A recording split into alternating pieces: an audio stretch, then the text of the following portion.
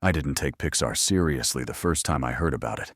Not because I disliked animation, but because I misunderstood where the real revolution was happening.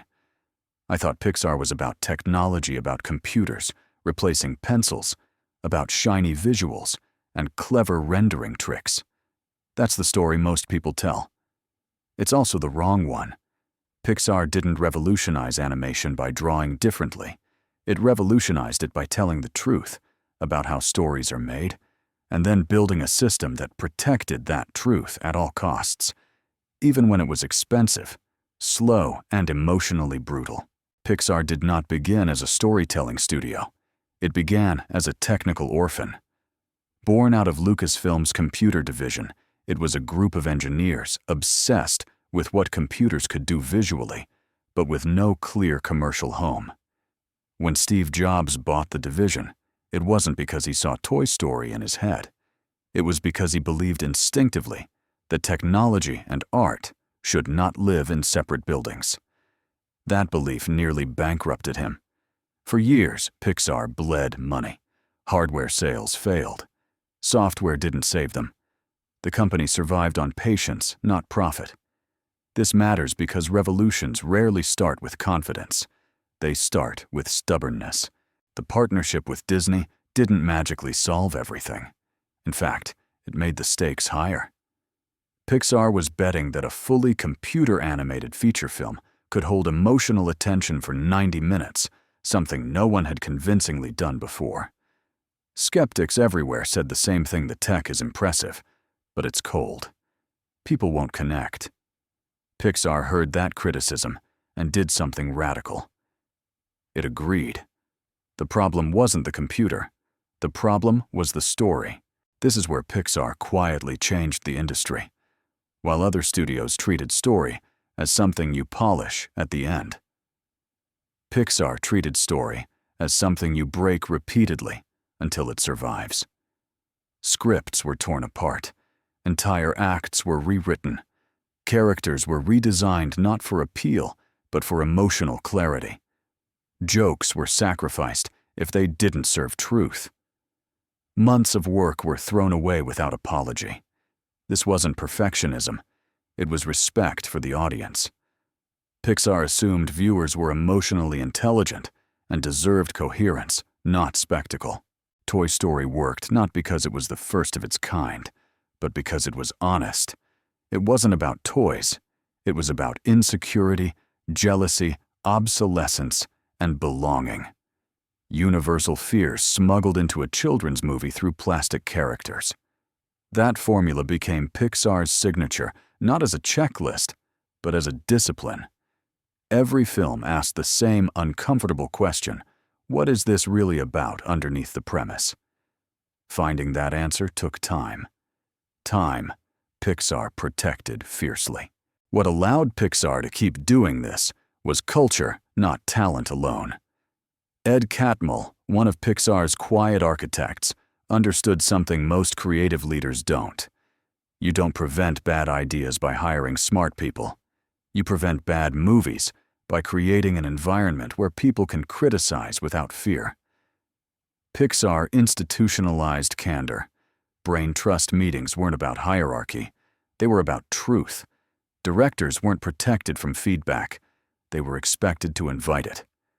This is terrifying in practice. Ego hates exposure. Pixar made exposure normal. Technology ironically became secondary. Rendering improved. Tools evolved. But Pixar never led with tech in its internal conversations. It led with story beats, character motivation, emotional arcs. The computer was a pencil, nothing more. That mindset prevented the studio from falling into the trap of novelty. Audiences didn't come to see what computers could do.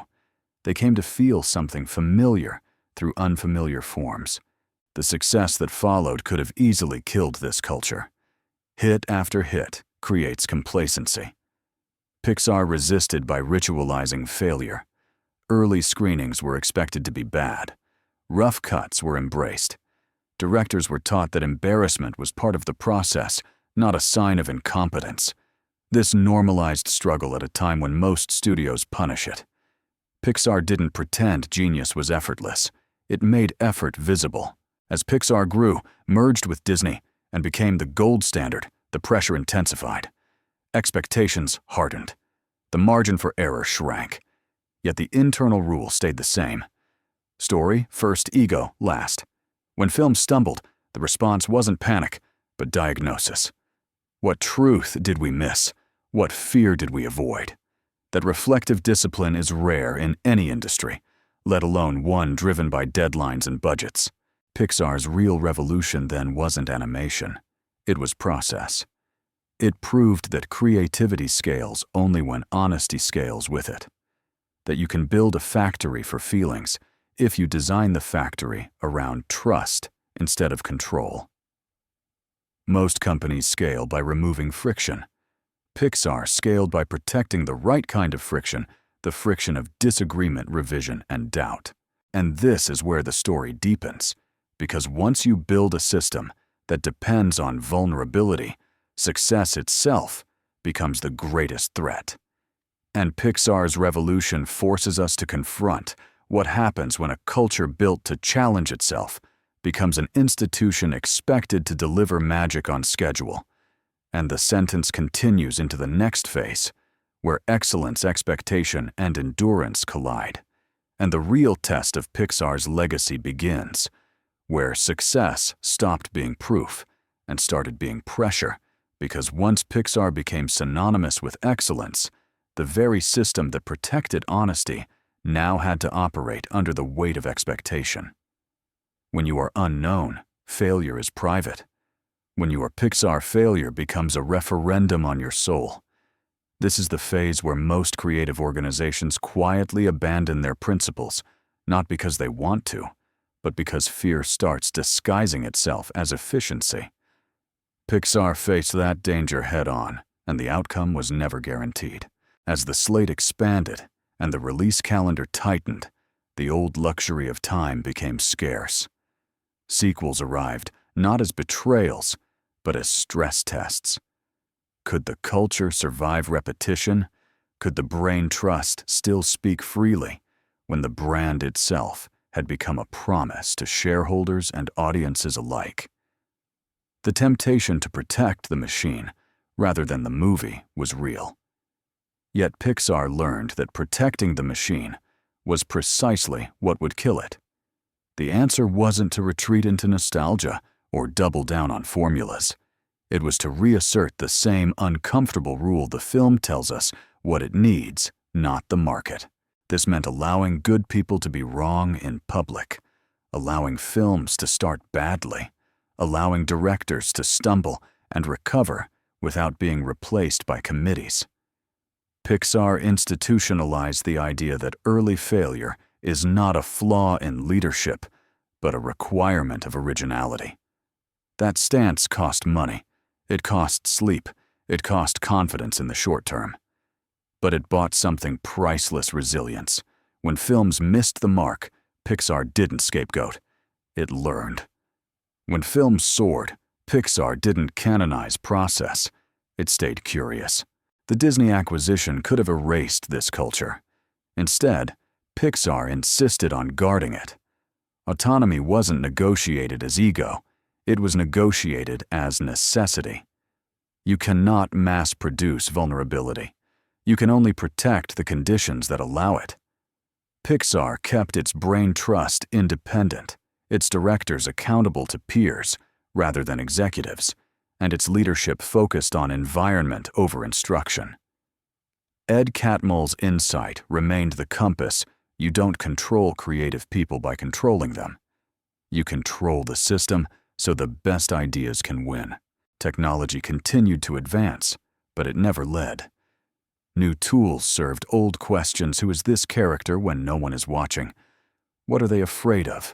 What choice costs them the most?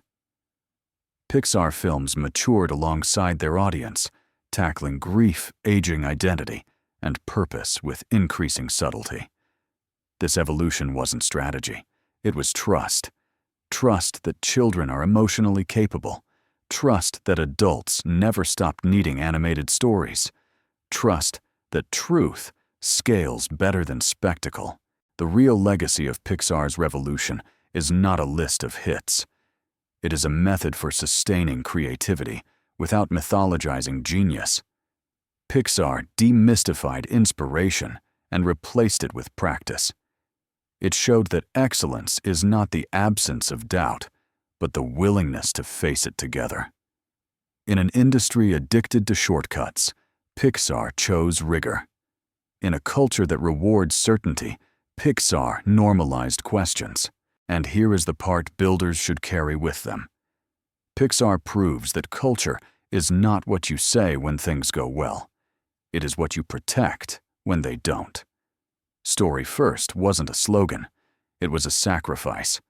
Candor wasn't a value. It was a habit enforced daily. Success didn't validate the system. It threatened it. And Pixar survived by remembering that the job is never to be brilliant, but to be honest, long enough for brilliance to emerge. If this journey through how Pixar revolutionized animation changed how you think about creativity, leadership, or building teams that last, then stay with this channel. Subscribe, because this is where we talk about the systems behind great work, not just the outcomes. And leave a comment sharing what part of Pixar's process resonated with you most, because the stories that move us often point directly at the kind of culture we're trying to build ourselves.